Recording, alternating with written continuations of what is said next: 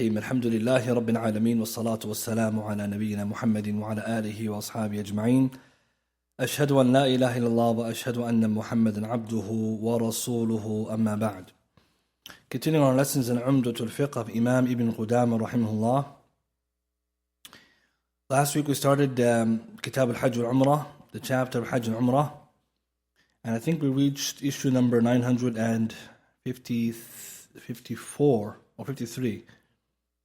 And we're talking about the shurut, the conditions of Hajj. And we also spoke a little bit about what is needed in terms of the validity and the obligation, but also the most important of the conditions, al-istita'a, ability. So we'll do a review of that first before continuing on some of the shurut, because in the next chapter, the author, he goes into the mawaqit, the actual places and times for Hajj. And those a little bit require more time. So I want to finish the shurut and we have good understanding of it. So last week we said the shurut of Hajj are divided into two. Shurut al-sihha wa shurut al-wujub. The conditions of obligations and the conditions of validity. And then after the class, one brother asked a question about the validity or the acceptance of the Hajj for someone who meets some of the shurut of obligation, but not all of them. Does that mean the Hajj counts? So, inshallah, to clarify that, we should then mention that the conditions of Hajj are three. This will make it easier to understand all the scenarios. So, we could take in our notes, the conditions for Hajj, if you want to make it crystal clear, divide into three.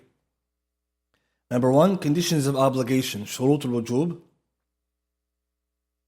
The second category, shurut al-sihha, the conditions for validity. And the third one, shurut al-ijza, the conditions of acceptance. And what that means is that if someone did the Hajj, it will count and the obligations removed off their back. Okay, that's called al-ijza, the permissive. I mean, you've done what is necessary upon you, like you prayed the salah, you finished. So if we understand it this way, you can see that all the various scenarios. So let's start off with the conditions of obligation. We said they are, number one, Islam, which is the condition of obligations. Underneath the conditions of obligation. So who has to do Hajj? Number one, the Muslim, or Islam, you could say. That's the first condition. Number two, maturity. And bulugh, someone has to reach the age of maturity or have signs of, or have the signs of puberty. Number three, the intellect, al-aql. Number four, freedom. You have to be a free person, so not a slave. Number five, al-istita'a, ability. And we talked about last week in more detail. What does that mean? That's the most important condition. And number six, khasatan lil-nisa, specific for the women, and mahram. And that's what we're going to talk about today too. So the sixth one is mahram. For who? For the women. So the shurut al-wujub then are six. Okay, Islam, maturity, intellect, freedom, ability, mahram for women. So these are the conditions. If someone meets them, he or she must make Hajj. And if they don't meet them, they don't have to make Hajj. Number two, the conditions of sihha, validity. And there are only two. Islam and the intellect. So what does that mean? I mean, they're from the six I mentioned earlier. If somebody is a Muslim and has the intellect and they made Hajj, even though they didn't have the capacity to do so, is the Hajj valid? Yes. Sihha, but then it wasn't wajib, but it counts. And what does it mean, sihha here? That the Hajj they did with all its pillars, obligations, etc., was a valid sihha. It means in usul al-fiqh, it's valid, it's acceptable, versus something which is fasid or batil, invalid. So the person, he didn't do anything that nullifies it, he did all the obligations and pillars, etc., it counts. Because they had intellect and they had Islam. So therefore, last week's lesson, we talked about the child. When the woman asked Rasulullah, this child, is there a Hajj for him? Reward? They said, Na'am. Yes, and for you is the reward. What is the Prophet telling her there? She's asking, is the Hajj valid for him? He said, yes. Why? because he's a Muslim, right? But then he has some intellect, but it's not going to be the next one, the third category, which is the conditions of ijza. And ijza means here that you've done it and you don't have to do it again. So we know children, they pray salah, and their salah gets the parents' reward. But when they reach age puberty, now they got to pray by themselves, and then the punishment is there. The ijza here means acceptable, and the responsibility, mas'uliyah of hajj is off your back. Those are two conditions. Freedom, yani someone has to be a free person, which is the asl for all people. Someone's free, and that's proven otherwise, and has to be proven that somebody is a slave, and his asl is freedom. And number two, maturity. So now, the child, they had Islam, they had some intellect, although not full. The Prophet said that the sihha is there, they're valid in terms of reward, but not valid in terms of acceptability because they were lacking maturity. Take another example now. Somebody goes for Hajj with a debt. It's a common question, right? Someone wants to take a debt or has taken a debt for Hajj. Does it count? So it's the sihha, it's valid, inshallah, if you did it right. And mujdi, it counts. Why does it count? Because he's a free person, he has maturity. But should he have done Hajj? He shouldn't have done it. He didn't have to. He didn't have istita'ah. So now it makes sense.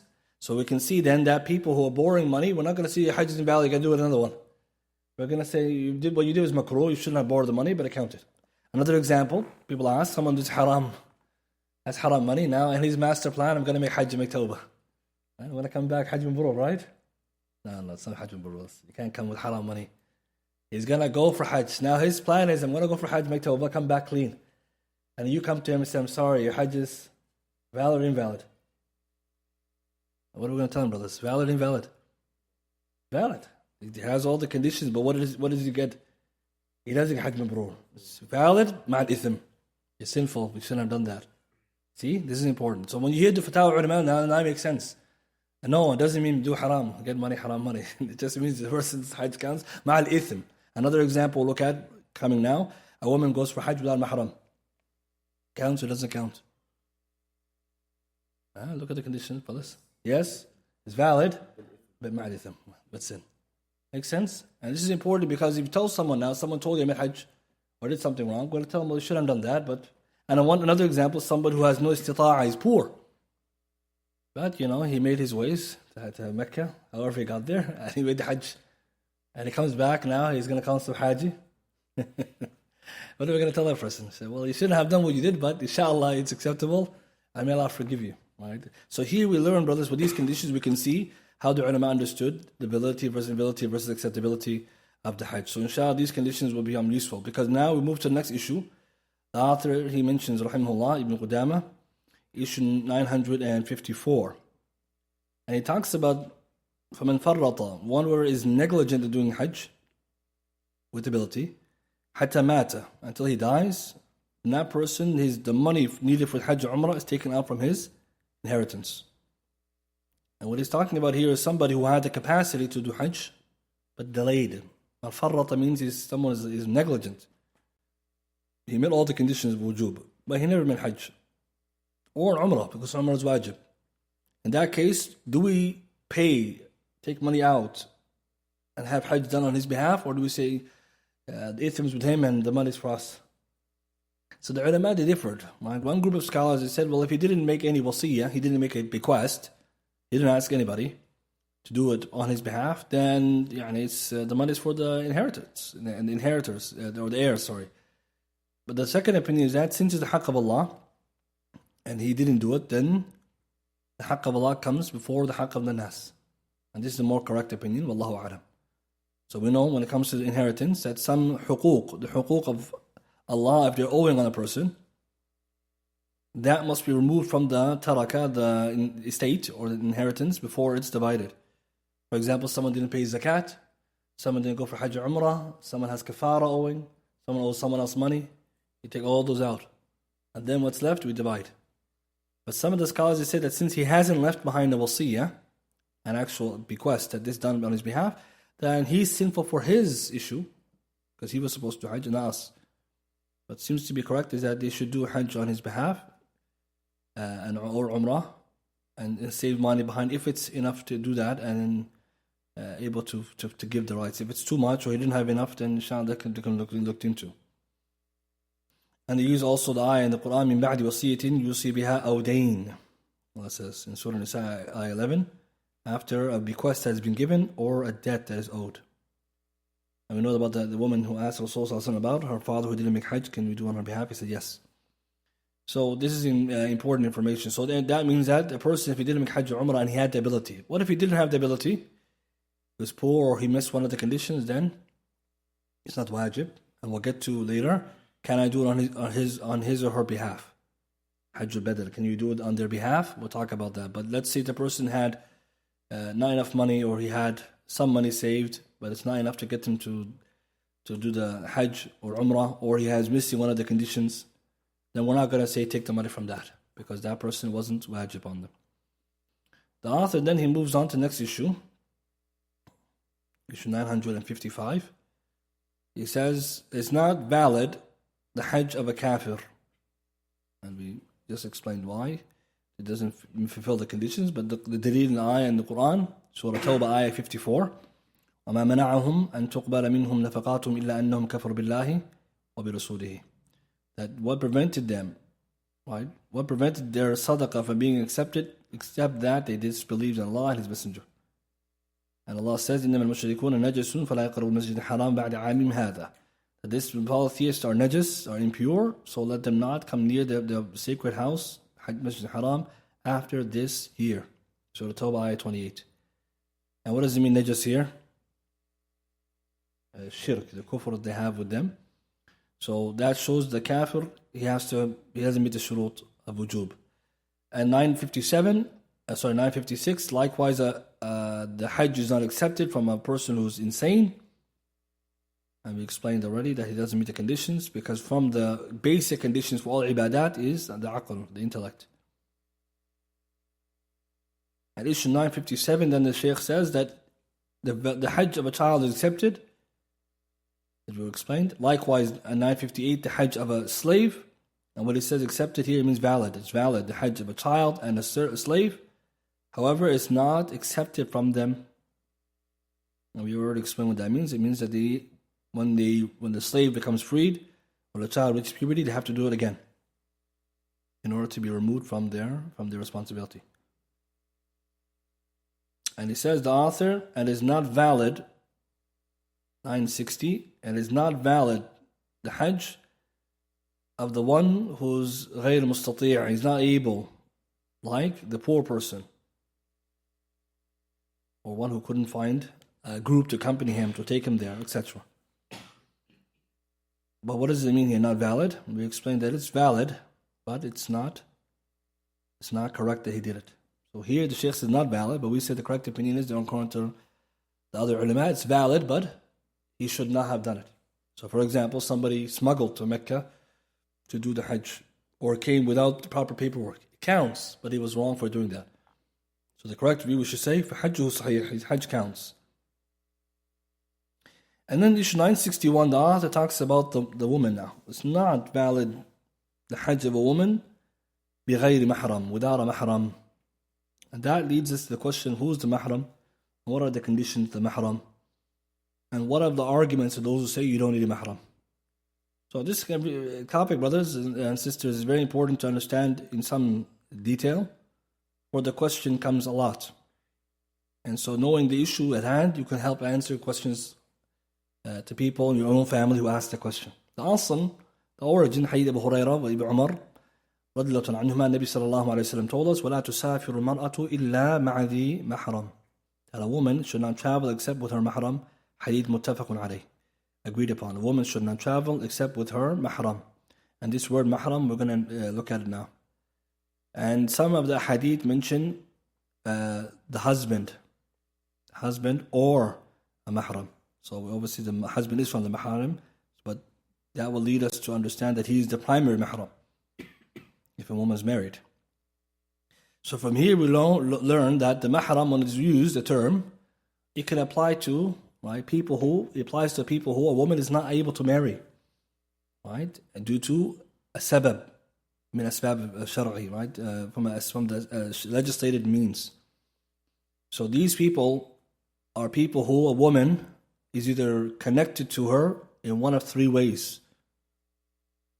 And we'll look at the three categories. Number one is blood ties and nasab. So the first group of maharim and those who are connected to her by way of nasab, the blood.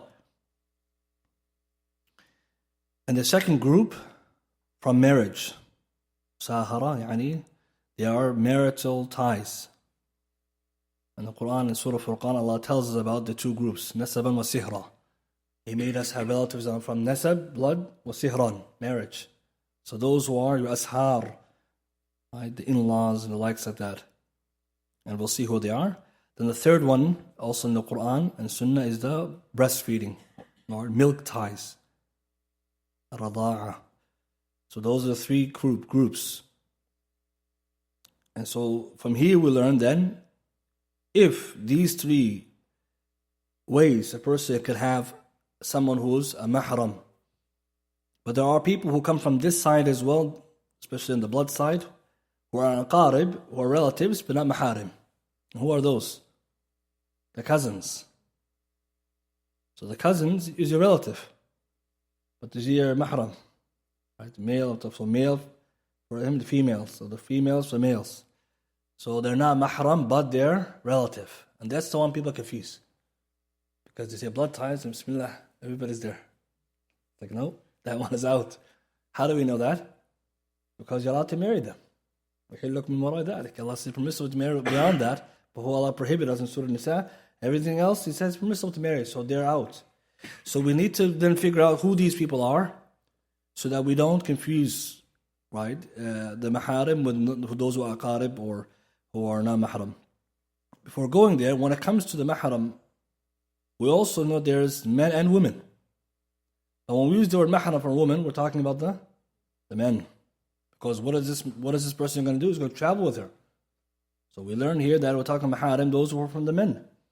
That's what the topic is about, not the females. Why? Because, as we'll see in a second, Nabi Sallallahu Alaihi Wasallam, Sahaba, when they use the term maharim, and what they're talking about is the men. Because it mentioned the husband in one hadith, and also mahram was this one understood. This is the person who's going to do the job of going and go with her to outside the land to protect her and to be of her assistance. And obviously the understanding behind the mahram, some people misunderstood it. Why is it we need mahram?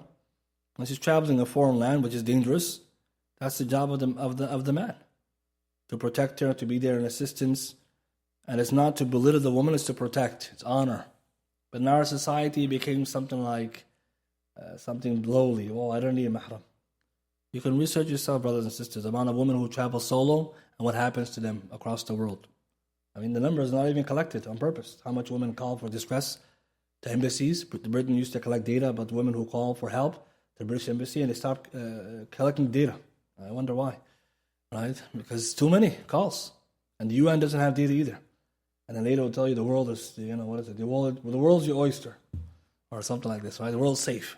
Really? A lie, brother and sister. You Google it yourself, check for yourself, and you'll see the Sharia, the wisdom. And again, it goes back to the fact that our deen accounts for everything.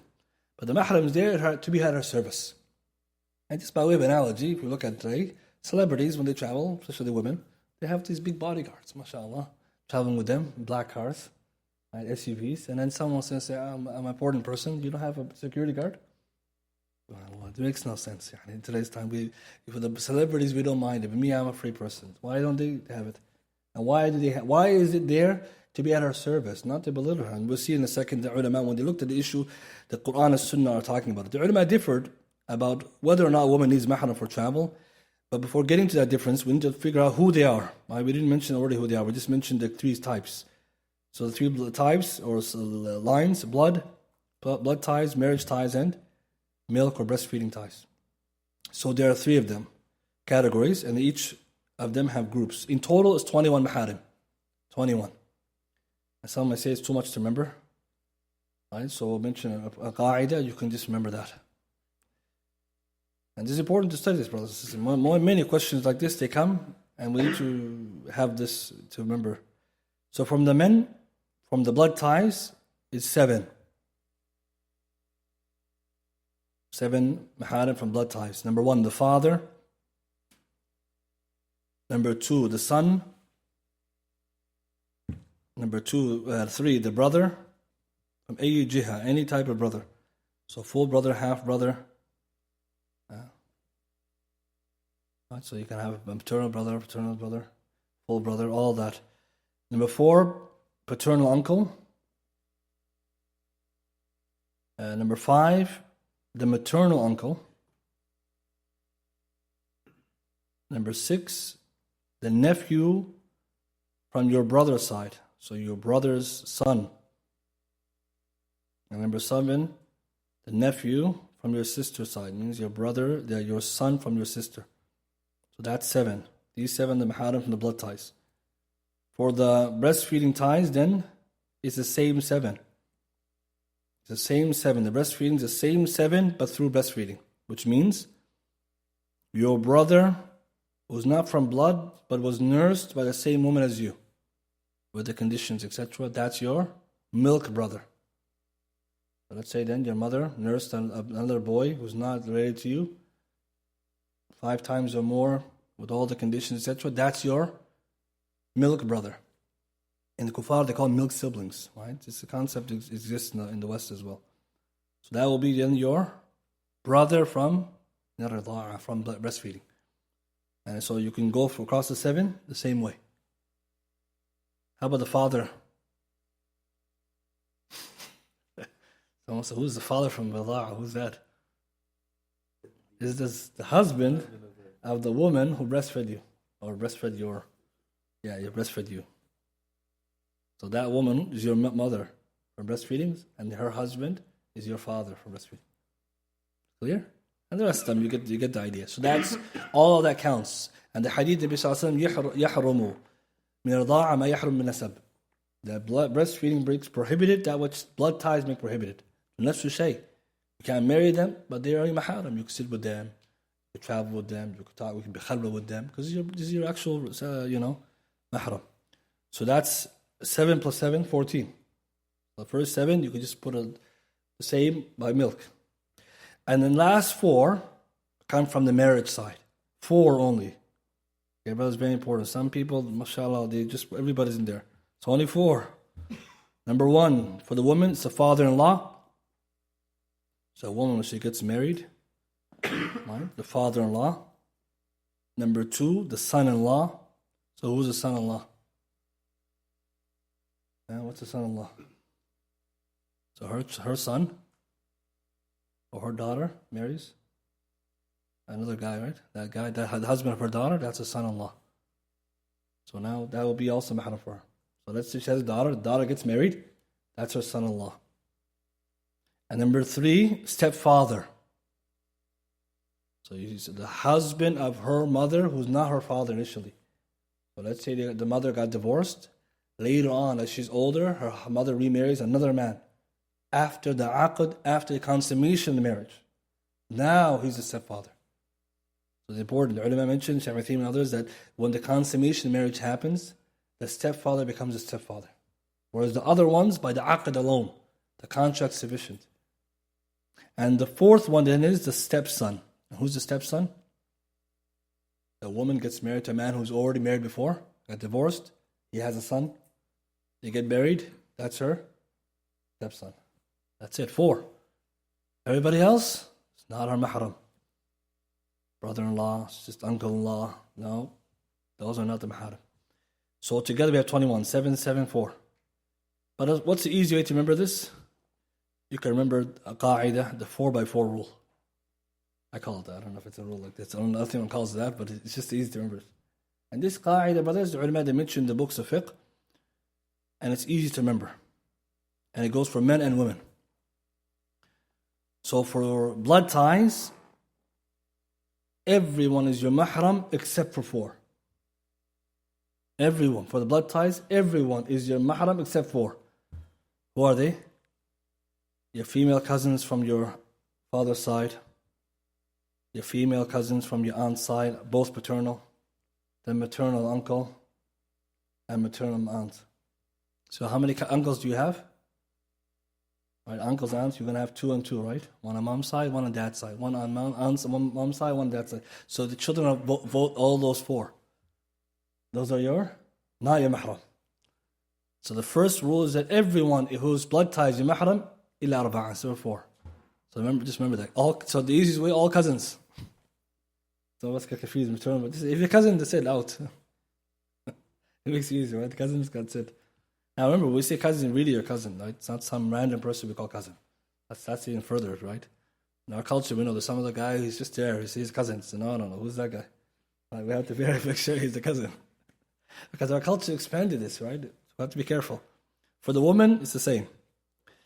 In marriage ties, nobody is your mahram except for 4.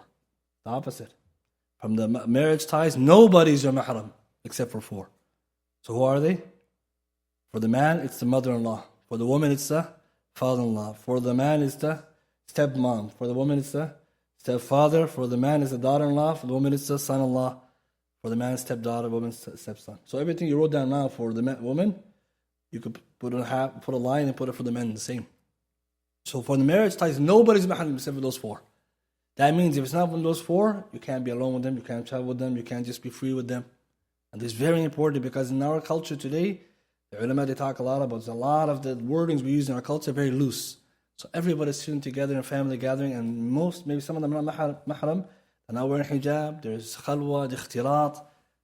So when you know the rule now we can figure out how to deal with that. And it's very important because a lot of questions they come, and this the ulama they put in their books. So the 4x4 rule, if you want to call it that. Everyone is your mahram from the kingship except for 4, and every married ties, no one's your mahram except for 4. Inshallah, that makes it easier to remember, bi'idhnillah ta'ala.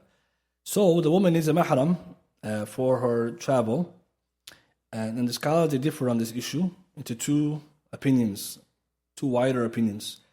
And it's good to know the difference of opinion exists, just that in case someone would be asking for explanation. So the group of scholars who say that it's a condition, an obligation, they mention the proof for it. So who are these scholars? For example, Imam Ahmed, right? And Sufyan al-Thawri, Imam al-Shafi'i, in one of his statements. And you have Hassan al-Basri, etc. So many of the Salaf, they have that view, that from the conditions of a Hajj for a woman, and generally for travel, she needs a mahram. And so in the ayah Hajj, they put it into that. مَنِ اسْتَطَاعَ إِلَيْهِ سَبِيلًا. They say that's part of it. Okay, the second group is those who say it's not a condition. They say that's something which is recommended, but it's not the condition for its validity.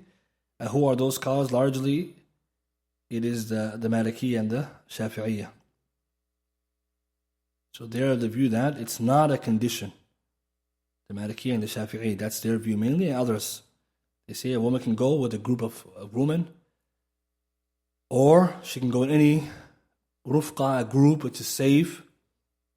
Like for example, Hajj groups today, or Umrah groups, you can join it. And both sides have proofs, and the more correct opinion, just to summarize it, and most of our contemporary scholars have the same view, is the first opinion, which is that it's not allowed for a woman to travel except with a mahram. That's a stronger opinion. This is not including the necessities. In cases where there's no mahram or it's very difficult situation, there is some opinions for the darura is a little bit different, but we're not talking about that. We're talking about the origin. So what's the proof for the group that says that Hajj, you can't go for Hajj without a mahram or the travel in general? First, the hadith we mentioned, وَلَا تُسَافِرُ الْمَرْأَةُ إِلَّا مَعَ ذِي mahram. That's a very general hadith. The woman should not travel except with a mahram. Second proof, which is more specific, hadith Sahih Muslim, hadith Abdullah bin Abbas. Nabi sallallahu alayhi wa sallam, he gave a reminder or a sermon, and he mentioned that a woman should not be alone except with her mahram in present with her, and alone with a strange man except with her mahram being present. وَلَا تُسَافِرُ الْمَرْأَةُ إِلَّا مَعَ ذِي مَحْرَمٍ. And a woman should not travel except with a mahram.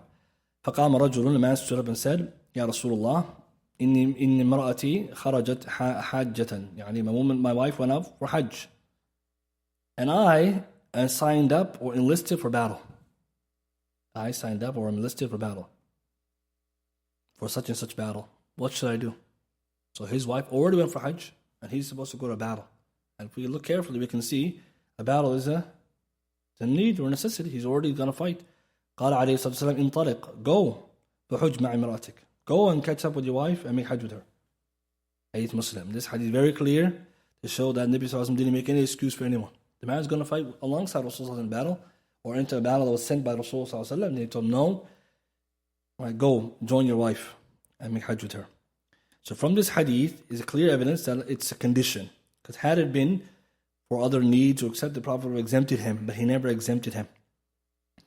So the other group of scholars then, what's their view? How do they reason that it's not a condition? They bring two major proofs.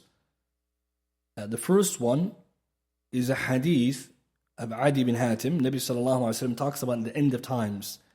He told Adi bin Hatim, if you live long, Adi, you'll see the following. فَإِن طَالَتْ بِكَ حَيَاتٌ. If you live long, O Adi, you're going to see the following. And he mentioned that a woman will travel. Time will come where a woman will travel from Hawda all the way to Al-Hira. Al-Hira. And this is a region which is in Mecca, so it's traveling far, right? It's it's like from the closer to Yemen side all the way to a place called Al-Hira, which is near Mecca. حتى تطوف بالكعبة, till she makes the tawaf around the Kaaba, لا تخاف أحد إلا الله, and she won't fear anyone except for Allah. So Nabi is telling her a time will come, a woman will travel from distance as far as near Yemen all the way to Mecca by herself with nobody, not fearing anyone except for Allah, till she makes tawaf around the Kaaba. So they say this is clear evidence. Nabi sallallahu alaihi wasallam, he mentioned this woman is going to do this, and he never stipulated mahram. But the first group of scholars, they say this is not evidenced because number one, Nabi sallallahu alaihi wasallam is talking about what will happen end of times. He never said that's the ruling.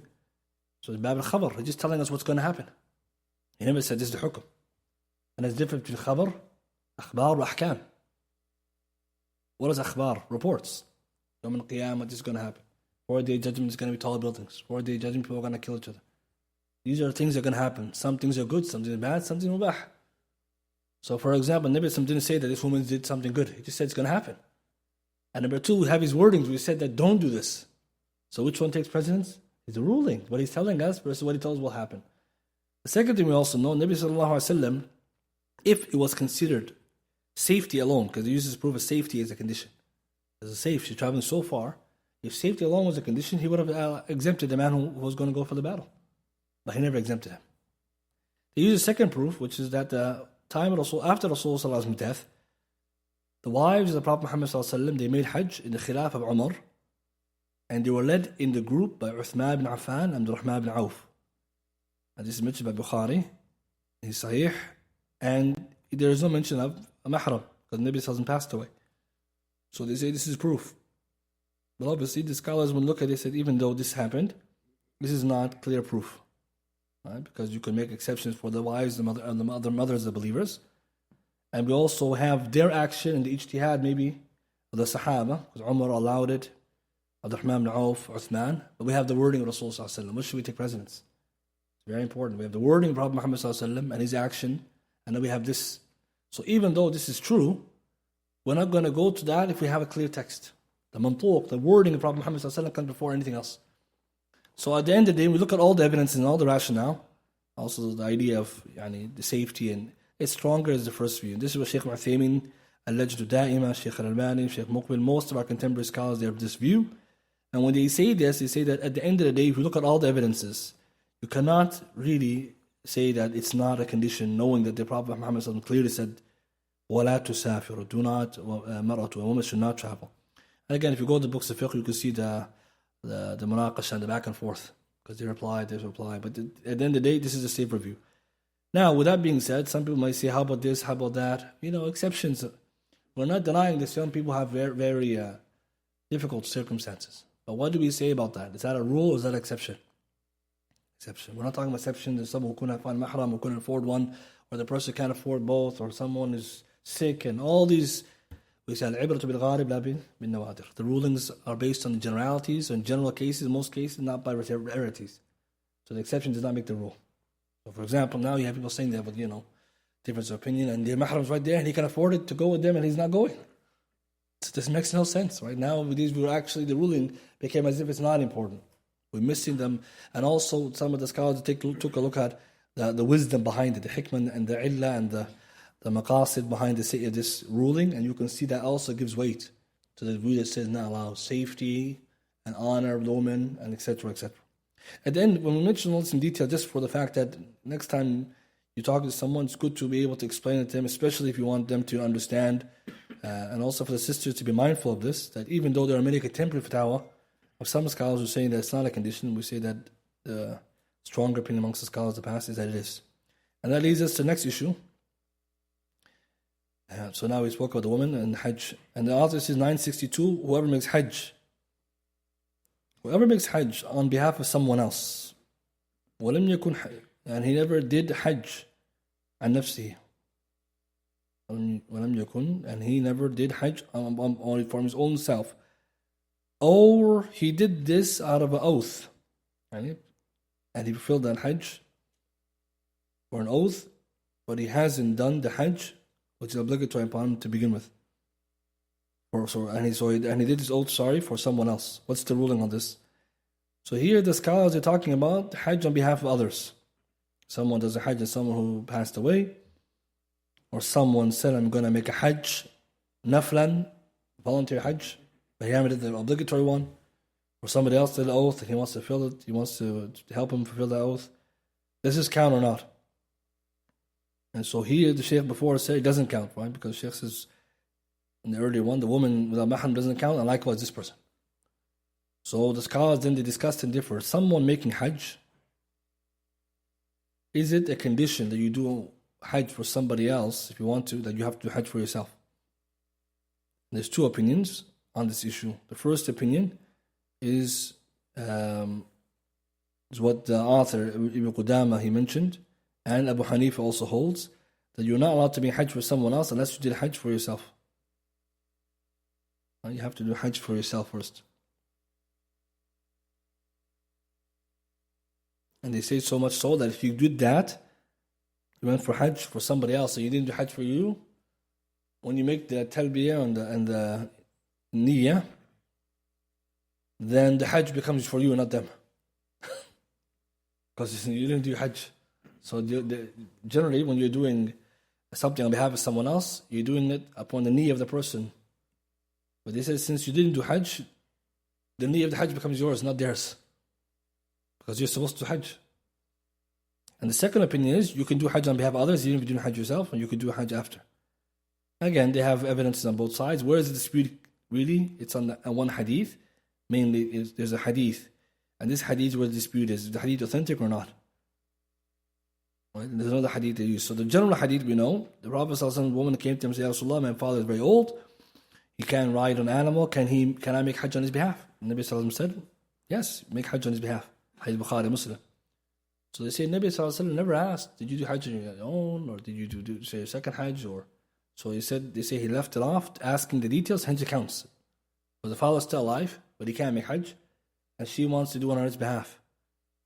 The Prophet didn't ask whether he did Hajj or not. So they say that's proof. But the first group, they bring a hadith, and this is where the dispute is. They bring a hadith and say this hadith is authentic, and Nabi Sallallahu Alaihi Wasallam clearly prohibited Hajj without doing one on your own. And so what is the hadith in question? The hadith is the Sunnah Abu Dawood and Nasa'i and Ahmed and others. Nabi Sallallahu Alaihi Wasallam, one day he heard a man making Hajj on behalf of a particular person. So Nabi Sallallahu Alaihi Wasallam asked him, who is this person? And he said, it's my friend. So the hadith wording, hadith Abdullah bin Abbas, Nabi Sallallahu Alaihi Wasallam heard a man saying, Labbaik an Shubrumah. Right? So Hajj on behalf of Shubrumah. Nabi Sallallahu Alaihi Wasallam said, Man Shubrumah, who is this man?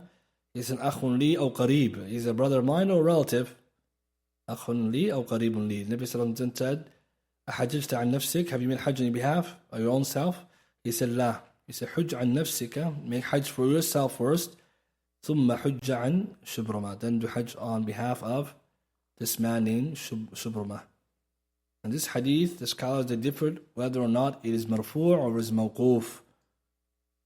Right? So many of the scholars of hadith of our time, like Shaykh Al-Albani and others, they authenticate the hadith. But scholars who take the hadith to be weak, the other group, they say the hadith is mawquf. Sometimes they report marfu'an, mawqufan, so they say that Wallahu Alam, Rajih is mawquf, but some of the muhaddithun they respond and say no, it's marfu'. So if someone's interested in that, they can read the books of hadith, the takhrij, the ulama they debated. Because what does mawquf mean then? It's just a statement of a sahabi. So if the hadith is authentic, the Nabi Sallallahu said you can't do it. And Nabi Sallallahu Alaihi Wasallam's other hadith we said shows that you can't possibly do it. But if we rule the hadith mawquf, what happens to the hadith? The other hadith marfu' is stronger. I go back to hadith science where the Brother Majid was teaching. Hadith marfu', Prophet Muhammad Sallallahu Alaihi Wasallam said something and he did something, or he approved something, takes precedence over something which the Sahabi said, right? So if something is mawquf, then it's not the same level of authenticity, so the marfu' goes ahead. But some of the scholars, they're fair, they said if the hadith, wallahu a'lam, is authentic, then the correct view is the view of Abu Hanifa and Ahmed. And the correct view is the hadith sahih, inshallah, so that is the correct view. That if you're going to do hajj and you have someone, do hajj on yourself. Because you shouldn't be doing hajj. And some scholars say even the hadith is weak, the meaning is sahih. Why? Because why would you hajj on behalf of somebody else? You didn't do your own hajj. Right? If you have the capacity to do hajj for somebody else, clearly you could do hajj for yourself. So you should not be doing that. And this is obviously making sense. Right? In today's time, if somebody's trying to go for hajj, they should do it for themselves.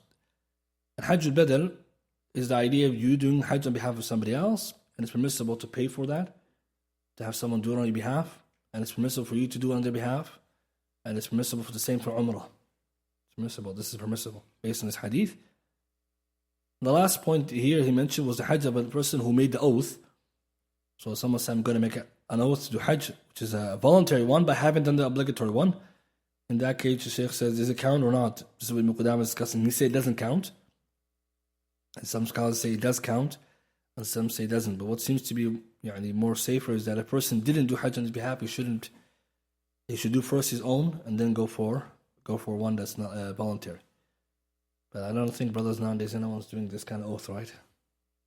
I don't think anyone's doing an oath, I'm going to make hajj. Right? Because he's going to be in big trouble. What's he going to do? So in most cases it doesn't happen, but if someone does, that's the question. Because you have to do it. You have to fulfill your oaths. طيب, that's the end of this, inshallah, the part of the ahkam hajj. And the second part, then the Shaykh goes into the bab al-mawaqit. But since there is more detail there, perhaps we'll leave that for next week. One more thing we didn't mention, but it comes up. We said the maharim are 21 for the men, 21 men who are mahram for the woman, so she could travel with. The question comes, does the mahram have to be of age, of maturity or not? And the correct opinion is, yes. Yes. But the benefit behind the mahram is what? What's the benefit of the mahram? Protection and guidance. To help her if she's lost or something happening, or to help her service or any service she needs. So a question comes like a woman going with her son. So Ibn Qudaamah, he mentions in Al-Mughni that it's from the stipulations that al-mahram bibalighan aqilan, age of puberty and intelligent, or has intellect. And it was said to Ahmed, Ya Ahmed, can a child be a mahram? He said, لا حتى يحتلم. No, until he has reached the age of puberty. لأنه لا يقوم بنفسه فكيف يخرج مع امرأة. He has no capacity to guard or even go out for a child by himself. How could he be a guardian for someone else? So ta'aleed is very clear. If somebody needs a guardian himself, he can't be a guardian for somebody else. Right? It's like a minor. A minor can't help himself. How is he going to help someone else? So obviously that's important to know, because if, for example, something happens and a woman, right, traveling and she needs someone to do something for her, especially when you're traveling in foreign land, you're going places you don't know, in places at night, it's not always safe, but also you want to be making sure that there's somebody who has some kind of ability to help. So they say it has to reach the age of puberty, and some they say even if it's not a puberty, close to it. And murahiq is the person, the child who's like, he's close to puberty, he's not there yet. So if puberty is like 15 going to 16, someone like 13, 14, no signs of puberty yet, but it's close. Some they say even that one. But the best is when he's reached the age of puberty. And so obviously she will go in the order of those available. Right? So if she's married, her husband. She's not married, her father. These are immediate maharim. طيب, shall we end with that much? Question says, why isn't the grandfather mentioned the blood ties? Who can answer that? Where's the grandfather? The father, whoever's above. So there we go. So the Sharia doesn't mention the grandfather because the grandfather is the father. Right? It's the same. It goes, so when they say father, whoever is above him. And when they say son, those below it. Clear? So they don't always mention, they say the son and whoever comes down, so grandson, And father, whoever's above, like that, right? So it goes that way. So therefore the grandfather's there. Right? So that's important. The ahkam and mawarith, same thing, right? The up, down, sides. Yes. Can we test the brothers? Remember the maharim? Yeah, so if I just point, that's just. So we're going to test someone. Who knows? Who can answer? On behalf of everybody. Without looking. So who can mention all 21 first? Astaghfirullah, nobody? Yeah? You're scared, but it's okay, you get it wrong. Yeah? Father, son? Brother? Nephew? So nephew, we have then the mate from the sister, from the brother, and then we're missing 2 more, no? Is it 7? So you said father, son, uncle, so both uncles, okay. And then all nephews. Is anyone else? Missing 7? Yeah? Brother? So uncle, son, brother, okay, so that's 7. And all 7 are the same, okay. And the 4? Who's going to help them? 7, 7, 4? 14 plus 4 is 21, no? 15, no, 15 is just 18? No, I think for him, he didn't mention everyone, he mentioned nephews, but he didn't mention each one of them. So the order we mentioned them is nephews, we said brother's side, nephew from your sister's side. So he just mentioned nephews for all 4. Someone do an order, right? The way we did it. Yeah, we're going to give it to Umar since he made the i'tirad. Okay. Okay, Umar, give us all 21. Mm-hmm. You have the brother, nephews from both sides. Okay. And you have the breastfeeding thing. Uh-huh. That's 14. And then from marriage you have 4.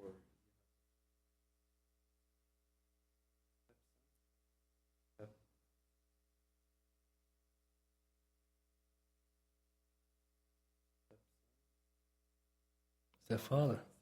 MashaAllah, there. So for the marriage one's easy. Father, son. The usul and furu', that's always it. So here we see that when it comes to marriage ties, the people on the side, they're not there. Brother-in-laws, they're not out. Right? So 4, 7, 7. So 14 plus 4. And then I think there's another 4 here. 1 second. I think you mentioned another 4. Maybe I missed those 4. But I mean, the thing, those other 4 are not, they're not immediate because he's mentioning here the men that we have. Then there's another 4. Yeah, you're right. But we'll take those out for now. So keep those because those ones are the immediate ones. Yes. Huh? What are they? So there's 2 of them. Islam. Is Islam intellect? No. No, it's wrong. What is shurut al-jazaa? What are the conditions? Maturity and freedom. So somebody who meets those 2, even if he didn't meet the other condition of wujub, and he's still a Muslim, has intellect, then it counts. So essentially, somebody's a Muslim with intellect, who's free and goes for Hajj, inshallah, it counts, no matter whatever he did, even though he shouldn't have done it. So when you go home, inshallah, brothers, we're going to make maraja, inshallah, all that. Because the ahkam Hajj, there are a lot of things. Like next week, we'll look at mawaqit, and some of the difficulties will be where are they, and who passes through them. So mawaqit, al-makaniya and zamaniya. So you have to memorize them. Maybe you need to get a map, I don't know, to make it clear. Because some places, and this is where people make the trouble. Where are they coming from? You have to decide beforehand. So inshallah, we'll leave everyone down. Jazakumullah khair. Subhanak bihamdik. Ashhadu an la ilaha illa anta astaghfiruka wa atubu ilayk.